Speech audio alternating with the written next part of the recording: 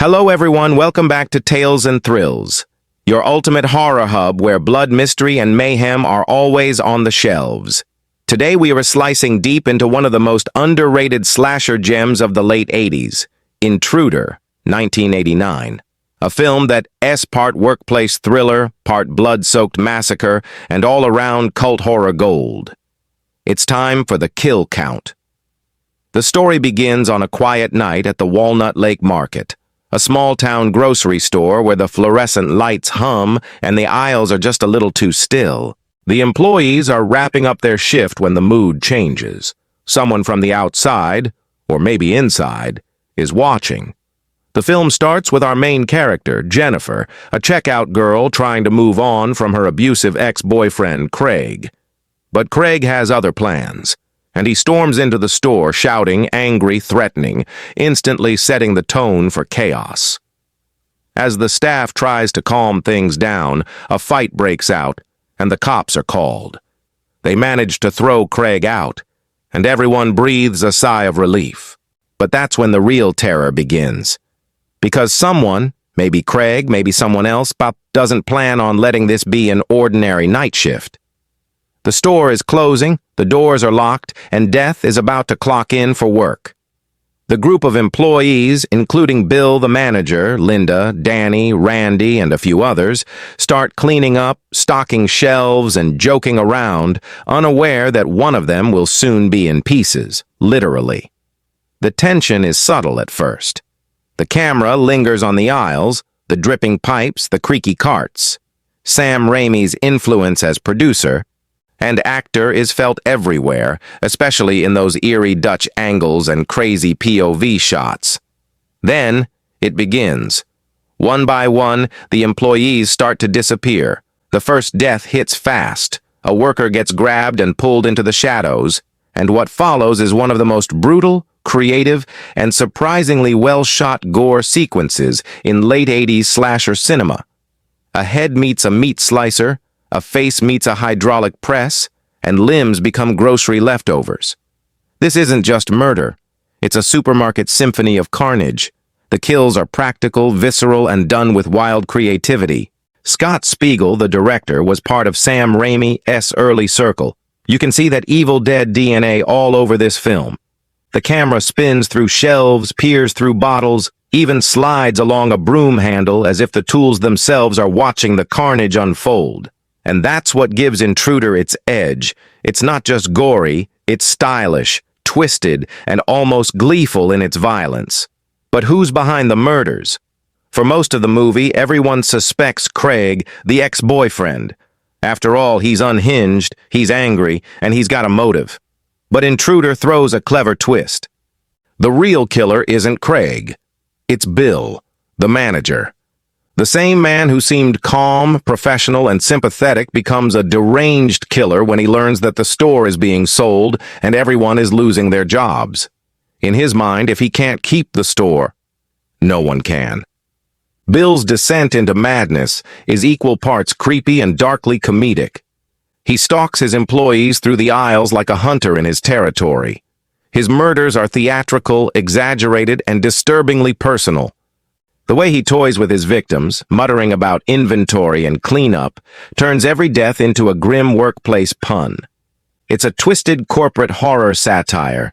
Capitalism meets carnage. One of the standout kills comes when a character gets his head pushed onto a grocery hook, slowly tearing through flesh and bone. Another gets his face shoved into a buzzsaw. The film doesn't hold back. The gore is front and center, shot in extreme close-ups with practical effects that make your stomach churn and your jaw drop. Jennifer soon discovers the truth. She finds her co-workers' mangled bodies in freezers, trash bins, and meat lockers. The supermarket, once a mundane place of routine, transforms into a labyrinth of death. Every aisle feels like a trap, every flickering light a warning. Spiegel's camera direction turns the familiar into something alien and terrifying. You can almost smell the blood mixing with detergent and cold cuts. The tension ramps up as Jennifer runs through the store, trying to escape while Bill chases her, grinning like a man possessed. His justification? He's cleaning house. In his twisted logic, he's just doing his job. Permanently. The climax is a relentless chase sequence that makes you forget this was once a grocery store. Jennifer fights back with everything she can find. Knives, cleavers, even cleaning supplies, turning survival into a bloody ballet of desperation.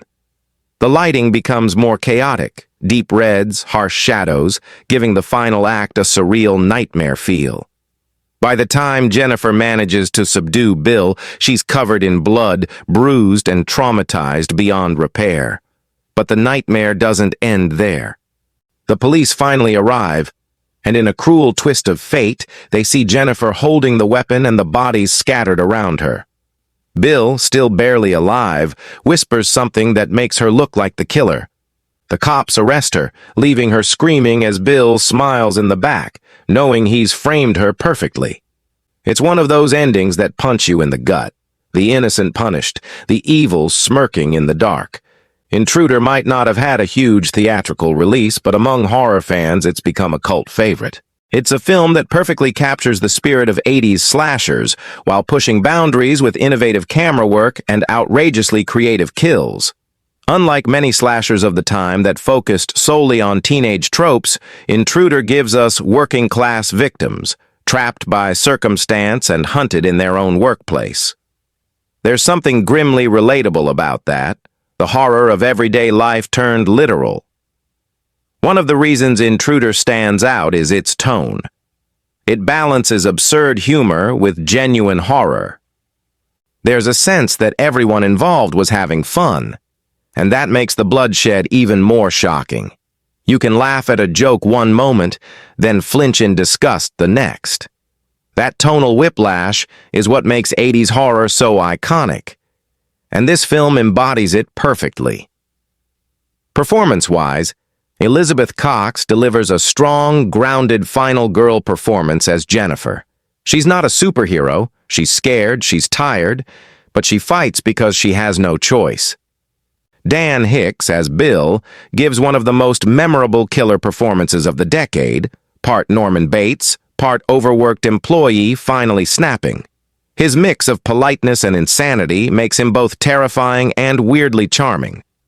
There is also the fun cameo from Bruce Campbell as one of the responding officers at the end, a perfect Easter egg for Evil Dead fans. It's a wink to the audience, a reminder that this film is part of a larger horror family that defined a generation. Now let's talk about the kill count. The film racks up over a dozen deaths, each distinct, practical, and gleefully gruesome. We've got stabbings, crushings, decapitations, meat slicer fatalities, and even a head crushed in a trash compactor. For a low-budget slasher, it's an absolute showcase of creative gore artistry. Special effects legend Mark Shostrom, known for his work on Evil Dead 2 and A Nightmare on Elm Street 3, brought the kills to life with shocking realism.